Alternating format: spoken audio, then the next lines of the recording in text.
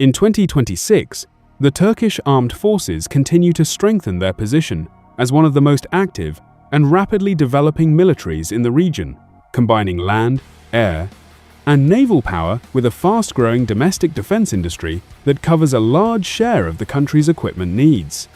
The army fields several 100,000 active and reserve personnel, and its training and doctrine are shaped by real combat experience on multiple fronts, from counter-terrorism operations to missions carried out within the NATO framework.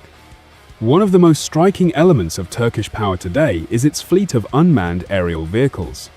Drones such as the Bayraktar TB2, the Akıncı, and the newer TB3 have become central to Turkish military doctrine, used for reconnaissance, precision strikes, and close support to ground forces, and they have proven their effectiveness in multiple theaters inside and outside Turkey.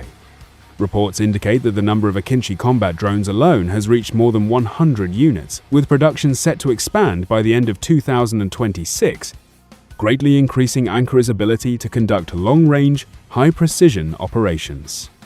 At the same time, Turkiye is investing heavily in its fifth-generation fighter project, known as KAAN. This advanced combat aircraft carried out its first flight in February 2024, a milestone moment when it reportedly reached an altitude of around 8,000 feet and a speed of more than 230 knots during its maiden test. The goal of KAAN is to give the Turkish Air Force an indigenous stealth fighter capable of carrying modern smart munitions and operating in heavily defended airspace, reducing long-term dependence on foreign-made combat jets. On the ground, the Turkish Altay main battle tank represents a major step forward for the army's armored forces. Turkey began receiving its first Altay tanks in late 2025 from a new production facility dedicated to tanks and armored vehicles near Ankara.